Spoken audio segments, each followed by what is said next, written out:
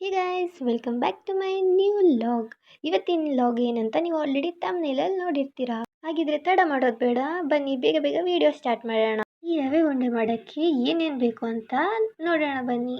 ತುಪ್ಪ, ದ್ರಾಕ್ಷಿ, ಗೋಡಂಬಿ, ಹುರಿದಿರುವಂತಹ ರವೆ 3 ಕಪ್, ಸಕ್ಕರೆ 3 ಕಪ್, 2 ಕೊಬ್ಬರಿಕಾಯಿನ ತುರಿದಿಟ್ಕೊಂಡಿರ್ಬೇಕು, ಅರ್ಧ ಲೋಟ ಹಾಲು, ಏಲಕ್ಕಿ ಪುಡಿ. ಇಷ್ಟು ಇಂಗ್ರೀಡಿಯೆಂಟ್ಸ್ ಇದ್ರೆ ಸಾಕು. 10 ನಿಮಿಷದಲ್ಲಿ ಪಟ್ ಅಂತ ರವೆ ಉಂಡೆ ರೆಡಿ ಆಗುತ್ತೆ. ಬನ್ನಿ ನೋಡೋಣ ಹೇಗ್ ಮಾಡೋದು ಅಂತ. ಮೊದಲನೇದಾಗಿ ಬಾಣಲಿಗೆ 3-4 ಸ್ಪೂನ್ ತುಪ್ಪ ಹಾಕಬೇಕು. ನಂತರ ದ್ರಾಕ್ಷಿ ಮತ್ತೆ ಗೋಡಂಬಿನ ಹಾಕಿ ಲೈಟ್ ಆಗಿ ಫ್ರೈ ಮಾಡಬೇಕು. ಜಾಸ್ತಿ ಸೀಸಕ್ ಹೋಗ್ಬಾರ್ದು. ನಾವಿಲ್ಲಿ 2 ಕೊಬ್ಬರಿನ ಯೂಸ್ ಮಾಡಿದೀವಿ. ಆ 2 ಕೊಬ್ಬರಿನ ಚೆನ್ನಾಗಿ ತುರಿದಿಟ್ಕೊಂಡಿರ್ಬೇಕು. ತುರಿದಿಟ್ಕೊಂಡಾದ್ಮೇಲೆ ಅದನ್ನ ಹಾಕಬೇಕು. ಅದಾದ್ಮೇಲೆ ನೀಟಾಗಿ ಅದೆಲ್ಲ ಮಿಕ್ಸ್ ಮಾಡಿ ತುಪ್ಪದ ಜೊತೆ. ಅದಾದ್ಮೇಲೆ ನಾವು 3 ಕಪ್ ಶುಗರ್ನ ಹಾಕಬೇಕು. ಹಾಕಾದ್ಮೇಲೆ ಚೆನ್ನಾಗಿ ಅದನ್ನು ಮಿಕ್ಸ್ ಮಾಡಬೇಕು. ನಂತರ 3 ಕಪ್ ರವೆನ ಹಾಕಬೇಕು. ಈ ರವೆನ ಇದೇ ಬಾಣಲಿಗೆ ನಾವು ಮುಂಚೆನೆ ಹುರಿದು ಸಪರೇಟಾಗಿ ತೆಗೆದಿಟ್ಟಿದ್ದು. ಸಕ್ಕರೆ, ರವೆ, ಕೊಬ್ಬರಿ ಎಲ್ಲ ಚೆನ್ನಾಗಿ ಮಿಕ್ಸ್ ಮಾಡ್ಕೊಬೇಕು.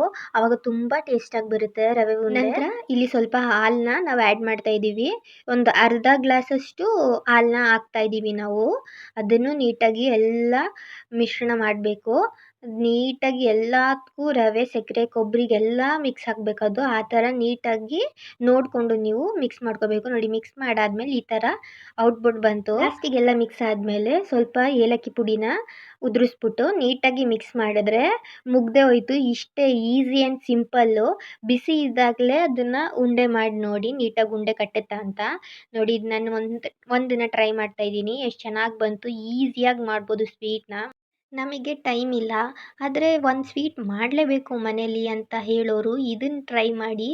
ನಿಜವಾಗ್ಲೂ ತುಂಬಾ ಚೆನ್ನಾಗಿತ್ತು. ಇದನ್ನು ಲೋ ಫ್ಲೇಮಲ್ಲಿ ಇಟ್ಕೊಂಡು ಮಾಡಿದ್ರೆ ಸಾಕು. ಹೈ ಫ್ಲೇಮೇನು ಬೇಡ. ಇದೆಲ್ಲ 10 ಮಿನಿಟ್ಸಲ್ಲಿ ಆಗೋಗುತ್ತೆ. ಲೋ ಫ್ಲೇಮಲ್ಲಿ ಇಟ್ಕೊಂಡೆ ಮಾಡಿ. ನಾನು ಅಮ್ಮ ಸೇರಿಕೊಂಡು 36-37 ಉಂಡೆ ಕಟ್ಟಿದ್ದು. ನಿಜ ತುಂಬ ಚೆನ್ನಾಗಿತ್ತು. ನೋಡಿದ್ರಲ್ಲ ಈ ರವೆ ಉಂಡೆ ಹೇಗೆ ಮಾಡೋದು ಅಂತ. ಎಷ್ಟು ಈಸಿ ಆ್ಯಂಡ್ ಸಿಂಪಲ್ ಅಲ್ವಾ. ಈ ವಿಡಿಯೋ ಏನಾದರೂ ನಿಮ್ಗೆ ಇಷ್ಟ ಆಗಿದ್ರೆ ಈ ವಿಡಿಯೋನ ಲೈಕ್ ಮಾಡಿ. ಹಾಗೆ ಯಾರು ಸಬ್ಸ್ಕ್ರೈಬ್ ಮಾಡದೆ ನೋಡ್ತಾ ಇದ್ದೀರಿ, ಪ್ಲೀಸ್ ಸಬ್ಸ್ಕ್ರೈಬ್ ಮಾಡಿ. Thanks for watching.